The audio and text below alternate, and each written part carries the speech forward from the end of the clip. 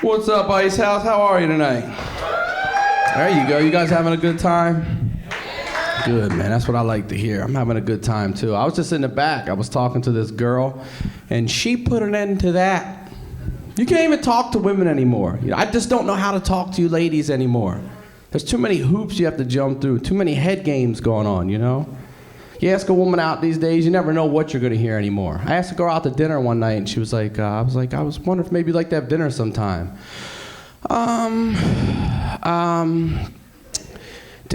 Do you mean as friends? No, detectives. Yeah, I thought we'd get a bite to eat and hit the crime lab. Maybe solve a couple cases. Do you know anything about forensics? Can you character sketch? Well then, friends it is. We're just gonna have to be friends. I thought you were on to something. I thought you might have had some clues. I'm telling you, man. Only a woman will say something to you like, who are you? See? I don't even know you anymore. You're certainly not the person I first met. I met you at a costume party a week ago. Get off my back. Get off my back. The innocence is gone, man. I'm trying to tell you. It is good to be here tonight, though, man. I just got laid off from my job. And I don't want to sit here and say the name of the company, but let's just say it rhymes with Disney. All right? Y'all with me? All right, good. You look like an intelligent audience. And what I realized, though, is when I'm not in my normal groove, when I'm not doing my normal thing, little things have been getting at me. Not big stuff, but the little stuff. Like people that breathe out of their nose really loud. That drives me crazy. Because they always want to do it like right over your shoulder. You know what I'm talking about? Like, oh, you're on the computer?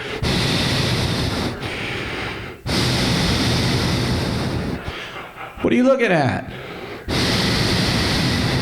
Apparently I'm looking at somebody with a deviated septum. Apparently that's what I'm looking at, all right?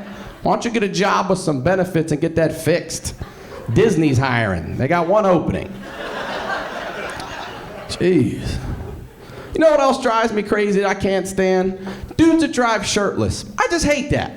I just hate it. Put a shirt on, man. Put a shirt on. I don't need to smell you in traffic. All right? I don't need that today. Not today.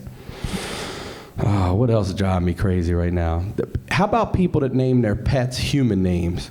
That's absurd. Yeah, right? It's absurd, man. You ever been to somebody's house and you go over there like, Kevin! Kevin! Like, is your brother home? No, that's my cat. That's my cat. Call him my cat. And speaking of cats, single guys with cats, get off the planet. Get off the planet. I'm going to tell you right now, there is no reason a single man needs to have a cat. None. And don't tell me your girlfriend left it. No, she didn't. No, she didn't. Maybe she left some makeup or a straggling toothbrush was left behind, but not her cat, all right? Not unless her name was Eric. Then maybe she left the cat, all right? Maybe then. Maybe then. We got any spider haters in the audience tonight? Spiders? Yeah, okay, good. Not the little ones, though. The little ones don't bother me so much. It's the big ones. I'm really surprised how big the spiders are in California. I've seen spiders as big as my fist, And they build stuff, not cobwebs, like tool sheds. You know what I mean? I went in the kitchen the other night and flipped the light on. There was a spider in the corner holding my cashews hostage. He was like, turn that light off, man. You know I got sensitive retinas. Hey, do me a favor. Leave your keys in my change bowl in the dresser. Because I got errands to run. I know you're laid off, man. I'll top the tank off if I have time, all right? Hey, look out back real quick. Do you see the tool shed? All right, man. I'll check the tool shed out. All right.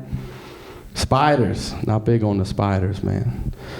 You know what else is driving me crazy, too, these days is punk kids. I can't stand punk kids anymore. I just went back to Baltimore. I was hanging out with my little cousin, 10 years old, him and all his friends, 10. They all want to be gangsters. And I'm trying to be a positive role model. I'm like, look, man, you mess around with gangs, you're going to end up in prison. I don't think they get it. I think the kid's a little bit retarded. And I tease him about it, and my grandmother gets on me. She's like, Ryan, you can't tease him like that. He's one of God's children. All right, now while that might be true, that's certainly not the reason you shouldn't tease retarded kids. All right? You shouldn't tease retarded kids because they're strong, like orangutan strong, because they don't know limits. They don't know limits. You tease a retarded kid, they'll snap your legs off and color with them. They don't care. They will beat the brakes off you, man. They will beat the brakes off you. And we underestimate retarded kids in this country, we do. Personally, I think retarded kids and dogs should be mandatory parts of all rescue teams. Because God forbid you're ever stuck under a bus. The dog will find you like that, but it's hours before the heavy equipment's getting out there to help you out. That little retarded kid will just pick it right up, save you. He has no idea he just tore everything in his shoulder. He doesn't know he's not supposed to do that. I'm trying to tell you, man.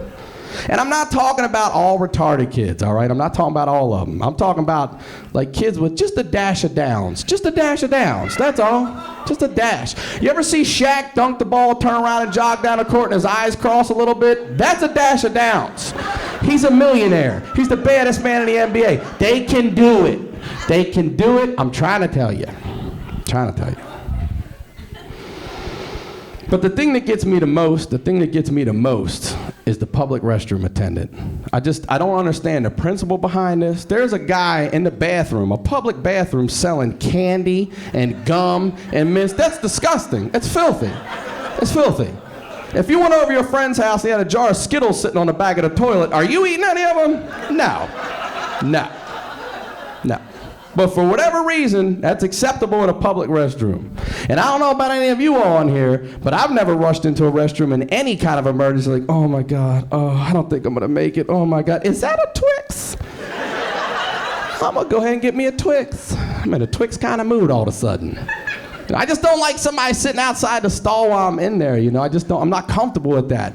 I have shoe phobia, I'm nervous that somebody I know is gonna recognize my shoes and then associate what's going on in there with me, So I'm trying to be discreet. I try to be quiet, but the toilet seat cover, that thing doesn't help. That thing is so loud, it sounds like I'm unwrapping Christmas presents in there. So I come out, I wash my hands, I started to walk. He handed me a paper towel. I said, thank you very much. I started to walk out. He stopped me. He put his hand on my chest. I said, whoa. You can't tip somebody? Tip? Man, where were you when I was doing the dirty work? Huh? Where were you when I needed you? I'm trying to support a family. Well, who told you to open a snack shack in the toilet? That's filthy. Get a real job, man. Get a real job like everybody else. Disney's hiring. They got one opening. Pasadena, that's my time. I'm Ryan Sickler. Thank you very much.